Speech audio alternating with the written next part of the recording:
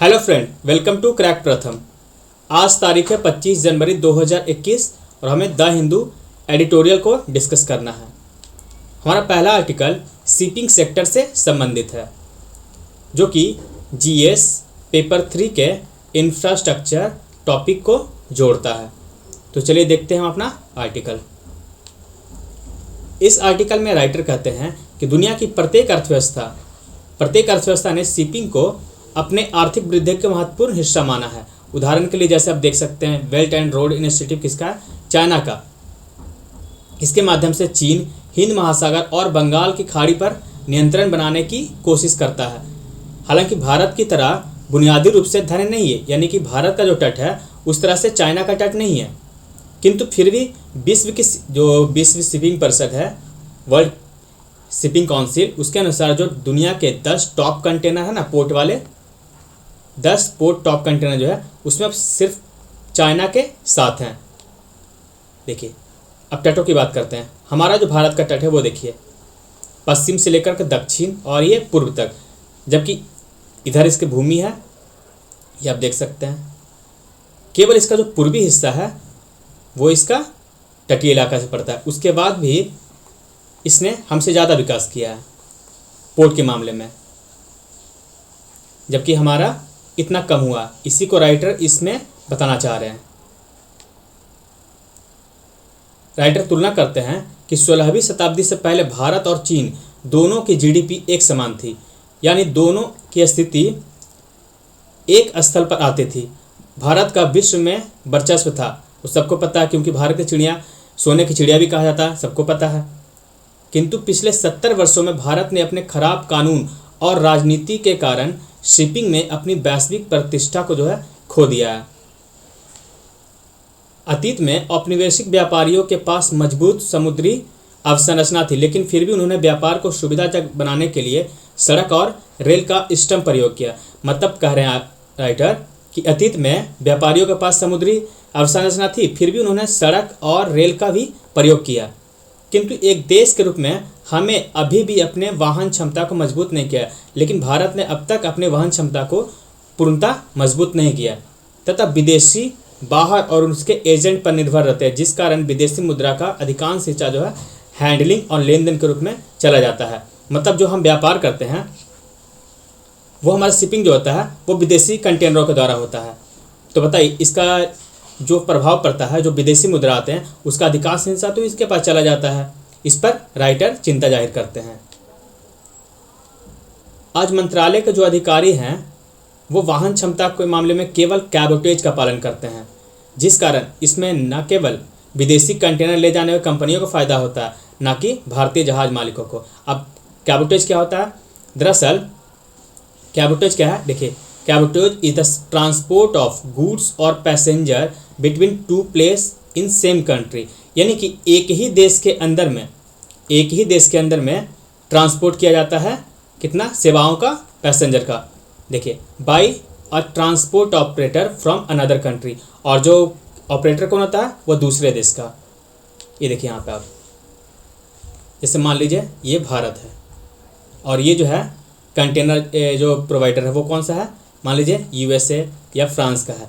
तो हमारे देश में होना तो ये चाहिए था कि यहाँ के हमारे जो कंपनियाँ हैं वो यहाँ पे एक दूसरे से यहाँ शिप ले जाती, लेकिन हो क्या रहा है कि विदेशी कंपनियां हमारे देश अंदर जो है वहाँ भी ये लेकर जा रही है।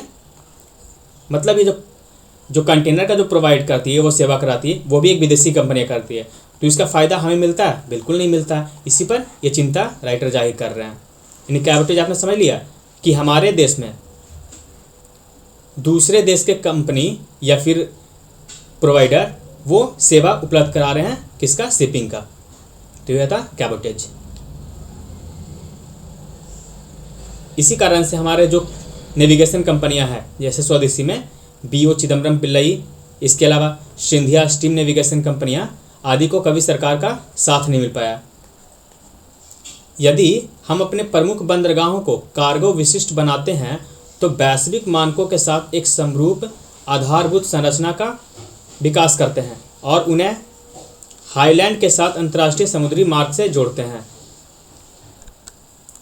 राइटर आगे कहते हैं कि सागरमाला कार्यक्रम सरकार का एक सराहनीय कदम है जिसका उद्देश्य हमारे बंदरगाह की अवसंरचना में सुधार लाना एवं क्षमता को बढ़ाना है एवं बंदरगाह नेतृत्व में वैश्विक प्रतिस्पर्धा को बढ़ावा देना है। सागरमाला कार्यक्रम, जिसके तहत सागरीय तटों को जोड़ना है। अब बताइए कुल मेजर पोर्ट कितने भारत में? 13।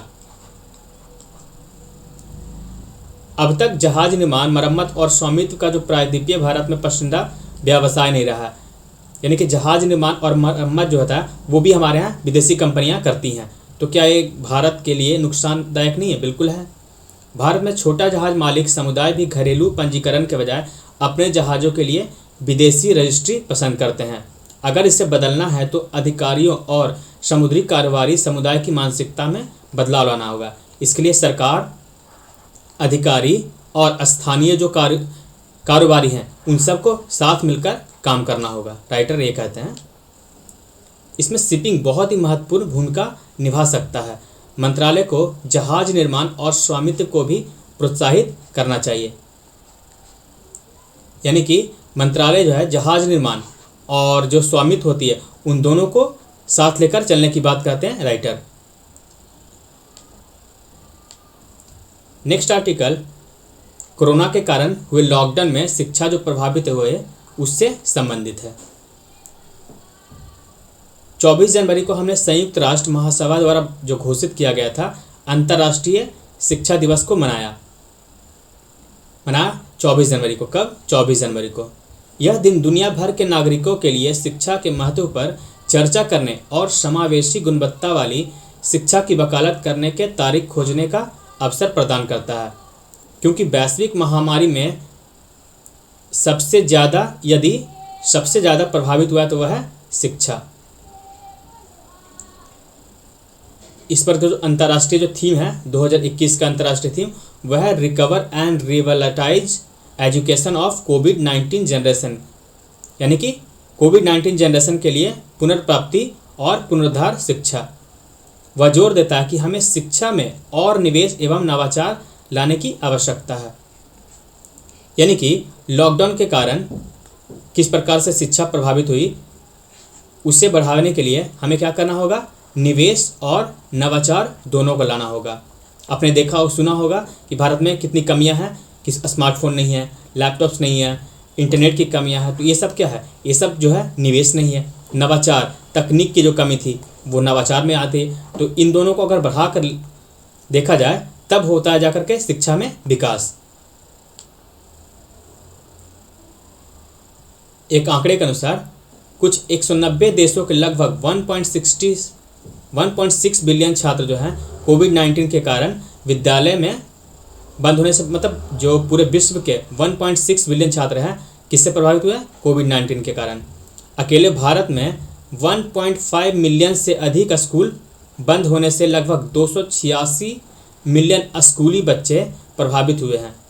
यूनेस्को कहता है कि महामारी की शुरुआत से अब तक दुनिया भर के 3.5 महीने दुनिया भर के जो स्कूल हैं 3.5 महीने तक बंद रहा। लेकिन अगर पूरा आंकड़ा देखा जाए तो ये 5 महीने से भी अधिक जाता, क्योंकि अभी भी देख रहे होगा भारत में कि कई सारे स्कूल जो है बंद हैं।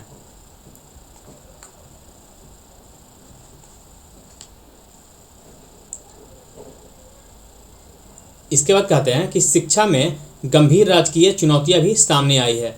उदाहरण के लिए कोविड-19 से निपटने के लिए दुनिया भर में 11.8 ट्रिलियन खर्च, लगभग 12 ट्रिलियन खर्च किया गया। किससे?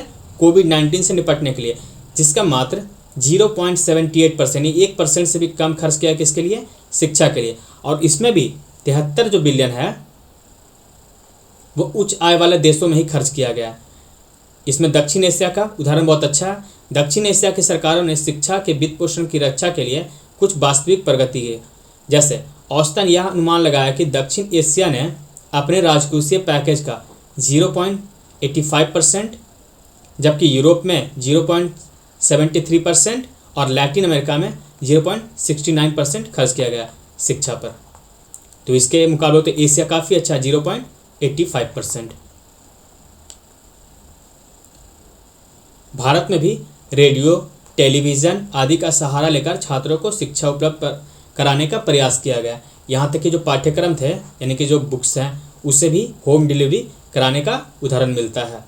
फिर भी हमें बहुत कुछ किया जाना बाकी है, क्योंकि जो एक आंकड़ा है कि दूरस्थ शिक्षा विश्व स्तर पर 50 से भी अधिक या 500 से अधिक है, 500 से अधिक छात्रों के लिए अभी पहुँच से, यहाँ पे आपको मैं PDF में सुधार कर दे दूंगा, 500 बिलियन है, 500 मिलियन।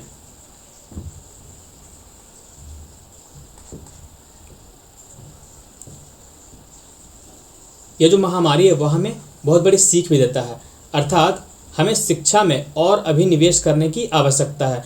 इसके अलावा नवाचार एवं आर्थिक सहयोग की भी काफ़ी आवश्यकता है, ताकि भविष्य में आने वाली वैश्विक चुनौतियों से सामना किया जा सके।